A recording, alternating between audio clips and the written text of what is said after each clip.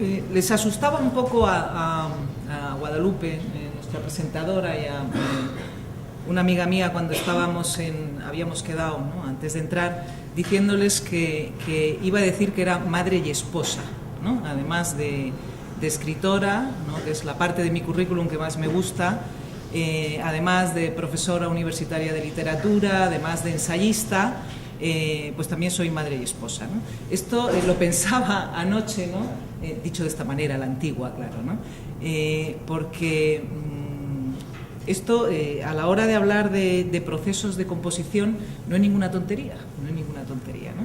En realidad es lo mismo que hablar de un cuarto propio, es lo mismo que hablar de un tiempo propio, es lo mismo que hablar del cochecito en el hall, ¿no? Y os voy a poner un ejemplo.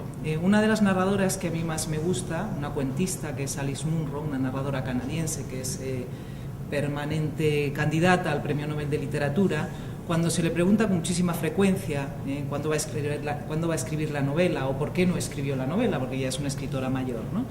Pregunta que se hace con demasiada frecuencia a los cuentistas, ¿no? Pregunta, por otro lado, un poco absurda, porque sería algo parecido que si le preguntaran al Usain Bolt, me parece que se llama, que es el gran corredor de los 100 metros, cuándo va a correr el maratón, ¿no?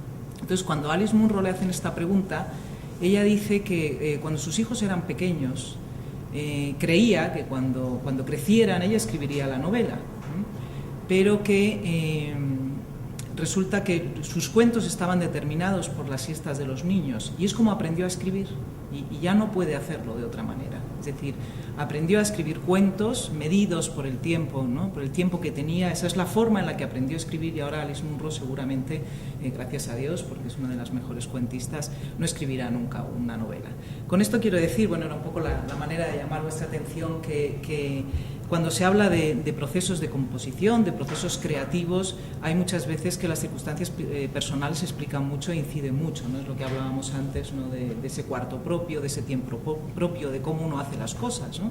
Es decir, se puede ir trabajando con el relato en la mente, pero lo que es evidente es que tú tienes, ¿no?, que hacer muchas otras cosas y que necesitas un tiempo, ¿no? Si no hay tiempo, si no hay dedicación mental, física a la escritura, no hay obra, no hay relato, ¿no?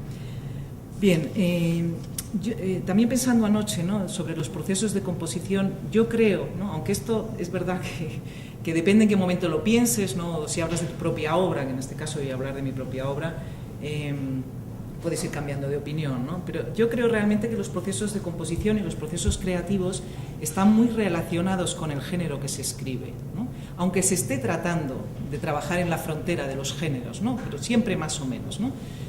Tiene mucho que ver con el género que escribes, ¿no? De hecho, podemos oír a distintos novelistas hablar de su proceso creativo, de su proceso de composición, y encontraremos muchos rasgos comunes. Yo, que soy fundamentalmente una escritora de relatos, me reconozco cuando otros cuentistas hablan de sus procesos de composición. Me reconozco en muchos gestos, en muchas maneras, ¿no?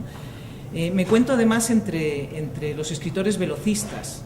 Es decir, yo soy capaz de correr los 100 metros, los 200 metros, los 400 metros, los 1000 metros, pero desde luego nunca correré el maratón, o creo que no lo haría bien, no sé, todavía me queda tiempo, ¿no?, para probar, y desde luego estoy convencida de que los procesos de composición, los procesos de creación no son los mismos, ¿no? Y a mí me gusta contar que Nabokov decía que una vez un editor le dijo que cada escritor tiene un número grabado, que es el número máximo de páginas del libro que escribe, ¿no? Y yo creo que esto, de cierto modo, es verdad, ¿no? Lo que pasa es que mi número pues estaría entre el 2, ¿no?, entre las 2 páginas y el 20, ¿no? Es donde me encuentro más cómoda, es donde es el tiempo que he tenido o sea, mi escritura está muchas veces limitada por ese tiempo, la novela exige mucho más tiempo, es un proceso distinto, unas espaldas más anchas. Bueno, es también una preferencia estética, es también un afán de control, ¿no? Esto lo explicaba muy bien Borges, es decir, yo necesito controlar hasta tal punto mi escritura que me mataría escribir una novela, no la terminaría nunca, ¿no? Y además se mataría al lector, ¿no? No puede tener la misma concentración una novela que un relato, ¿no? Tiene algo de placer físico, ¿no? Viajar y estar continuamente, como decía José María, con esos 2 folios o 4 folios, 10 folios, ¿no? No soy capaz de manejar más pelotas a la vez, creo, ¿no? Que van conmigo continuamente, ¿no? Yo no soy capaz de llevarlo en la cabeza. Muchas veces dicen que el proceso creativo tiene un proceso mental anterior. Yo hasta que no sale sobre la hoja veo que mi mente no avanza, desde luego no avanza como avanza sobre el papel, ¿no? Entonces tiene algo de placer físico en el estar corrigiendo absolutamente todo de esas 10 hojas, ¿no? La puntuación, la tensión, el ambiente, cada una de las palabras, cada coma, ¿no? Es donde yo me muevo bien y es lo que me gusta, ¿no? Por lo tanto, relato breve, y eso, en fin, luego lo veremos, pero tiene que ver en cierto modo con los procesos de composición.